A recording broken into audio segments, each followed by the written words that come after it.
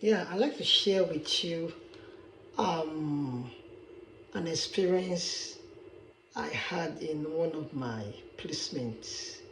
It was a very tough one, very challenging and quite tricky. And as I discuss with you, you would understand why I have to emphasize in my opening that it was challenging, draining, and tricky. My field supervisor and I, of course, I was attached with my field supervisor, for learning purposes. Was working with one of the high need families in that organization. And since I speak the client's language, I often assume the dual role of a worker and an interpreter whenever the interpreter was not around, which was quite challenging, very challenging working, a practicum student, as a worker to the client, supporting my field instructor and also interpreting. The couples began experiencing marital issues, and divorce became an option after the husband moved out of the home against the wife's wishes. Despite the ongoing crisis, both husband and wife continued to meet my field supervisor and I to support them, connect them to resources, and help in initiating divorce procedure. And this family are new immigrants. They just got to Winnipeg like 3 months before this time. So we were helping them integrate, we're helping them settle in and trying to make life out of Winnipeg. That was all of the support we're giving to them before they hit the rock, very unfortunately. So we secured legal representation for both parties, the husband and wife. However, the husband, who was eager to proceed for divorce, lacked essential documents his lawyer required. Yeah, from our understanding and from research we've done so far, for you to initiate a divorce in Manitoba, you need some basic documents such as original marriage certificate, birth certificate, employment letter. They are required for you to initiate a divorce process. So the wife had custody of all these documents. She had custody. She gave them to my field instructor, and family requested that on no circumstances should my field instructor and I release the document to her husband, and the husband needs this document. This was a challenging situation for us, for my field supervisor, who have more experiences, and for me, who is coming into the system, it was very challenging. As a wife would confide sensitive information about her husband to us, vice versa, the husband will do same, and the both of them need those information from each other, to be able to make progress in their settlements, and if they have to even separate eventually, they need those information. But of course, they confided, separately, So as the most available interpreter, they actually had interpreter for them, but most times the interpreter were not available. So I was the one available. I found it very difficult position, playing that role. It was very tough. Translating, especially during conflict, it was very, very challenging. So I go to the ethical dilemma in the situation. The central dilemma was dual role, playing the role of an interpreter and a worker, and confidentiality. Those were the central dilemma, because these folks confide in us separately, and playing that dual roles, that was a big dilemma. Also, being an interpreter, acting as a worker and interpreter, made my position a bit challenging. It challenged my neutrality, yeah, because I should be neutral, right? It challenged it, and it made my position a bit shaky. Both husband and wife are considered as my client and entrusted sensitive information to my field supervisor and I with explicit instruction not to release to each other. That's dilemma, and they need those information to be able to initiate legal process. That's again another ethical dilemma in this situation. Yeah, the conflict is a conflict between respecting one's client confidentiality, respecting the wife confidentiality, and also supporting the husband's self-determination, to assess the resources, those documents to be able to initiate the divorce process is also an ethical dilemma. So the conflicts, I think the conflict are confidentiality and access to information. And according to CAS W 2005 and NAS W 2001, upholding the wife confidentiality put the husband in a tight corner to pursue the divorce because he needs those documents and some of those information. So that was a big ethical conflict. Another ethical conflict has to do with dual relationship and impartiality.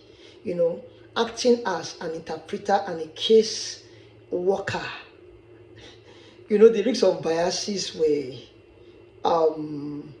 very high because the role is confusing. Dual loyalty now, trying to be loyal to the wife, who looking at her, she wants the marriage despite the issues. She didn't like the idea of the husband moving out, but the husband eventually moved out. So we had the divided loyalty, to the wife and to the husband. So how should a social worker address the situation? Yeah, we are open to learning, and that's why I brought this. I'll tell you what we did, and as you watch this video, I hope to read in your comments. I hope to get I've started the conversation and I want to get it going. I want you to tell me the role you would have played if you were the practicum students, and also if you were the field instructor. What would have been your role? What would you have done in this very tricky situation, very challenging situation, in this dilemma, as it were, in this conflict, ethical conflict as it were? What would you have done? But let me tell you what we did. They may not be the best practices, but that was what we did. My field instructor at a point had to he sought guidance from the program's manager, who is the head of department, on what to do. And again, that is ethical accountability, because we have been told here that our prof told us in the class, I think one of the earliest class we did, that as a social worker, you have to be accountable to some senior social workers. You have to be accountable, you have to be supervised.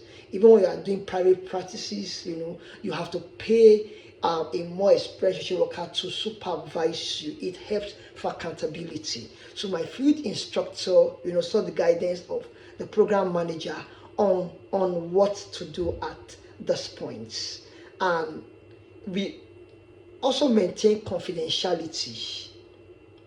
We had respect for the request of the wife not to release the documents. So even when the husband pressured us, we did not release the document.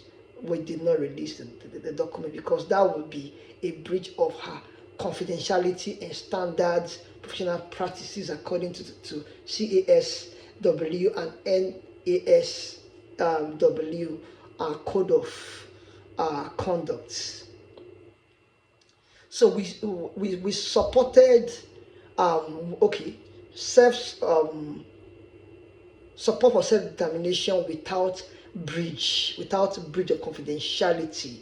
We informed the husband to independently obtain those documents from the government, from to go to the court.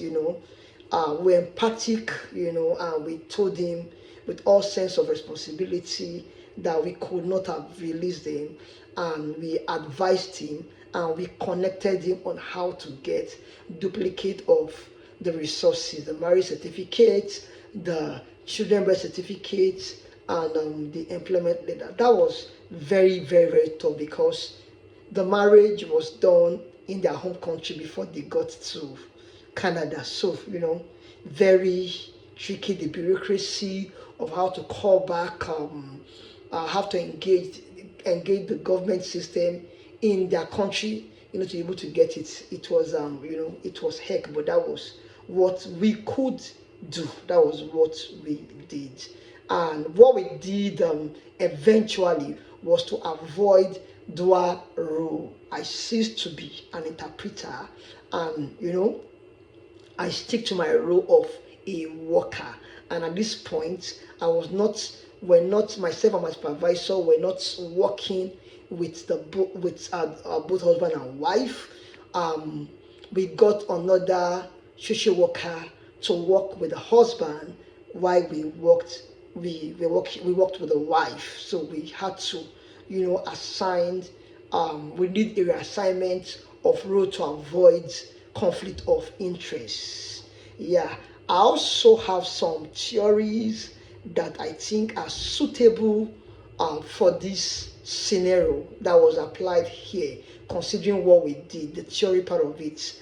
And I did employ two theories: client-centered theory and anti-oppressive theory. And for client-centered theory, according to Carl Rogers, 1951, he emphasized client-centered theory as the capacity of the individual to their autonomy during an intervention devoid of biases. This theory for me is very suitable for both husband and wife going through a very difficult challenge in their life, such as divorce. So applying this theory uphold client's right to their decision. It uphold the wife's right to confidentiality, which is very, very significant. And according to CASW 2024 guiding principle 1.22, it also attests to the social worker to discuss option of resources, and that we did. We're able to discuss the pros and cons, of the intervention with them. And for anti-oppressive theory is also applicable to this experience because it offers guiding perspective to resolve the power imbalances in this client prevailing circumstances, according to Donnelly 2002. The theory enables the aspiration and voices of both husband and wife to be heard. The husband who moved out of the house, who wants to divorce, and the wife who didn't want divorce and would not want to release those documents. This anti-oppressive theory helped to project their voices despite the seemingly sentiments, of obvious barriers, such as language, because they don't have English language and they were limited to resources as it were. So this was what we could do. Like I said earlier, they may not be the best of social work practices, but that was what we could do considering our prevailing circumstances. Were boxed up, we're in a corner and it was draining, it was challenging. So please let me hear what's your view. Let me know what you would have done if you're my shoe as a practicum student who was, a worker, because as a practicum student you're a worker, and who was playing a dual role of an interpreter. Tell me what you would have done. And also tell me what you would have done if you were my boss, if you're the field instructor, what you would have done. And I will appreciate your comment in a very detailed and comprehensive way. Feel free to criticize whatever we have done. Thank you so much and God bless.